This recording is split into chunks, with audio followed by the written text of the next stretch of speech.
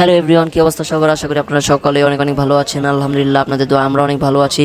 তো দেখতেই পাচ্ছেন আজকে আমরা কোথায় চলে এসেছি, এটা আবার কোন জায়গায় এত মানুষ।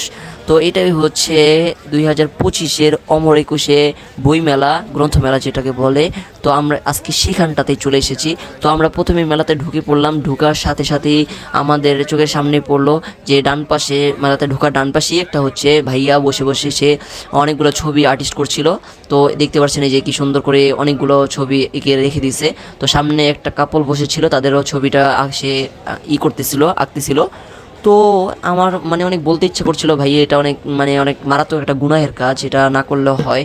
বাট আমি আর কোনো কিছু বলি নাই তাকে, তার কাজ সে করতেছে, সে ইনকাম করতেছে। যাই হোক, ভালো। তো এখানে শুধু একটা দোকান না, ওই দেখতে পাচ্ছেন পাশে আরেকটা দোকান, এছাড়াও এখানে আরও মানে এমন 4-5টার অধিক দোকান রয়েছে। তো এই যে আমার বাম পাশে দেখতে পাচ্ছেন দোকানগুলো, আর সামনে দেখতে পাচ্ছেন আজকে এত এত মানুষ কেন গাইস। আজকে হচ্ছে জুমার দিন। তো আমরা জুমার নামাজটা পড়ে খাওয়া দাওয়া করে চলে এসেছিলাম। তো আমি প্রথমে আসছিলাম হচ্ছে নিউ মার্কেট থেকে রাইসুলকে আমি পিক করার পরে আমরা দুইজন একসাথেই চলে আসি। তো এখানে আসার পরে আমরা প্রথমেই ঢোকার আগে রাজু ভাস্কর্যের সামনে যখন আসি, তখন দিয়ে এখানে বড় একটা দল মিছিল করতেছে বা ভাষণ দিতেছে। ছাত্রদের সাথে যে কমিটমেন্ট করে উনি ওখানে বসেছেন, সেই কমিটমেন্ট রক্ষা করেননি। তিনি তার চাহিদা মতো এবং তার আশেপাশে যে কয়েকজন উপদেষ্টা আছে তাদের পরামর্শ করে তিনি রাষ্ট্র পরিচালনা করছেন। 5 আগস্টের পর শেখ হাসিনা বাংলাদেশ থেকে পালিয়ে যাওয়ার পর বাংলাদেশের রাজনীতিতে আওয়ামী লীগ এবং শেখ হাসিনার কোনো অস্তিত্ব থাকার কথা না। কিন্তু দুঃখের বিষয় হচ্ছে এই মধ্যহীন আওয়ামী লীগ তারা আবার বাংলাদেশের রাজনীতিতে ফিরে আসা।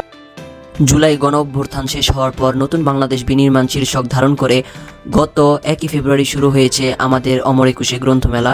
এই মেলাটি শুভ উদ্বোধন করেন আমাদের প্রধান উপদেষ্টা ডক্টর মোহাম্মদ ইউনূস সাহেব। এবার বইমেলার বিন্যাস গতবারের মতোই অক্ষুণ্ণ রাখা হয়েছে, তবে কিছু আঙ্গিকগত পরিবর্তন আমরা দেখতে পেরেছি।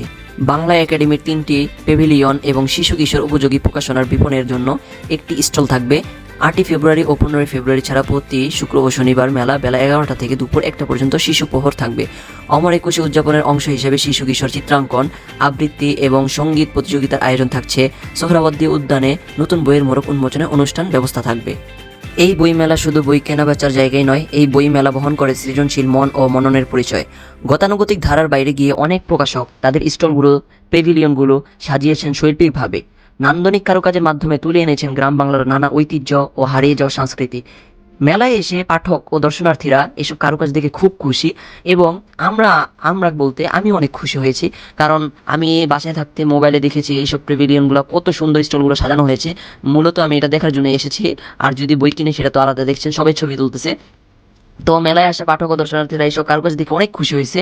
আকর্ষণীয় এইসব স্টলের সামনে প্রতিদিন ভিড় সামলাচ্ছেন এইসব দোকানিরা। বই সংগ্রহের পাশাপাশি স্টলের সামনে দাঁড়িয়ে ক্যামেরা বন্দি করে রাখছেন নিজেদের ফটো এবং নিজের আত্মীয় স্বজনদের ফটো বা প্রিয় মানুষের ছবিগুলো। এই দেখছেন সবাই এখানে দাঁড়িয়ে ছবি টবি তুলতেছে। আর আজকে হচ্ছে শুক্রবার থাকার কারণে এখানে অনেক অনেক বেশি মানুষ দেখতে পাচ্ছেন। কোথাও মানে খালি স্পেস বলতে একেবারেই নাই। আর প্রত্যেকটা জায়গায় ক্ষেত্রে ক্ষেত্রে মানুষ। আরেকটা কথা বলি, আজকে হচ্ছে শুক্রবার থাকার কারণে এমনিতেই মানুষের চাপ অনেক বেশি। এই জন্য আজকে হচ্ছে প্রশাসন যারা ছিলেন তারা অনেক কঠোরভাবে নজরদারি করেছেন এবং তাদের দায়িত্ব যেটা সেটা পালন করেছেন। এটা খুবই ভালো লাগলো দেখে। তো গাইজ চলুন এবার আমরা এই একুশে গ্রন্থমেলার একটু ইতিহাসটা জেনে আসি।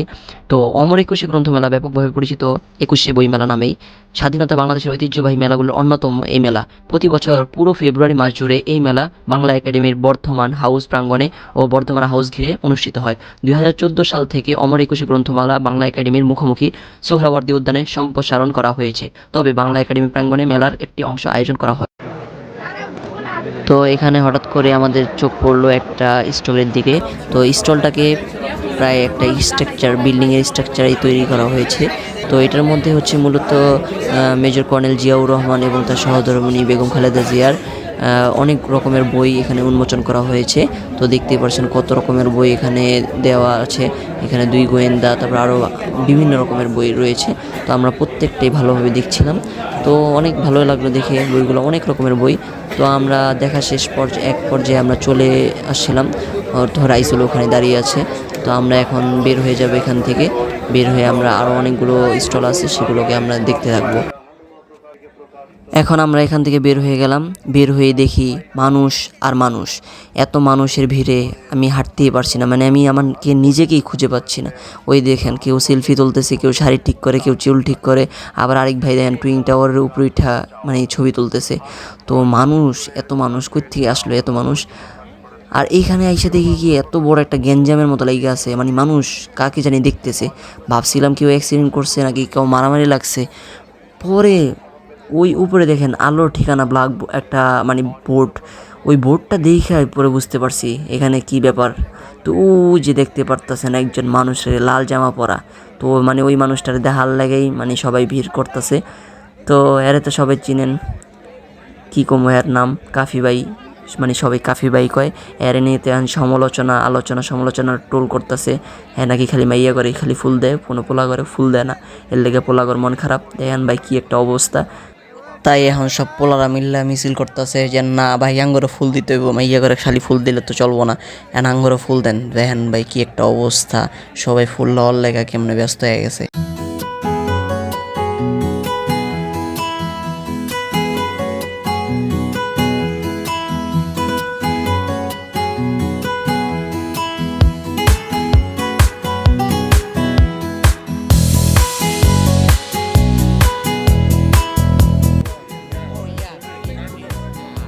এই মেলার মধ্যে যতগুলো স্টল রয়েছে তার থেকে অন্যতম এবং ইউনিক স্টল হচ্ছে আমার দেখা এটা, মানুষ তার স্বপ্নের সমান বড়। কত সুন্দর একটা লেখা। তো এখানে দুইতলা বাস, এটা দুইতলা বাসের আদলে তৈরি করা হয়েছে। তো এই যে দেখছেন আমি, তো আমার চুলগুলো আজকে কেমন জানি মানে কোনো রকম কথাই শুনতেছে না, কেমন উল্টাপাল্টা হয়ে গেছে। দেন আমি রাইসুলকে নিয়ে আবার হাঁটা শুরু করলাম। মেলাটা আরও অনেকটা দেখা বাকি রয়েছে, তো প্রায় সন্ধ্যা ঘনিয়ে এসেছে। তো আমরা এখন বেশিক্ষণ থাকবো না আর এখানে, তো দেখেই চলে যাব এখান থেকে। আর দু একটা বই সংগ্রহ করব, কালেক্ট করব।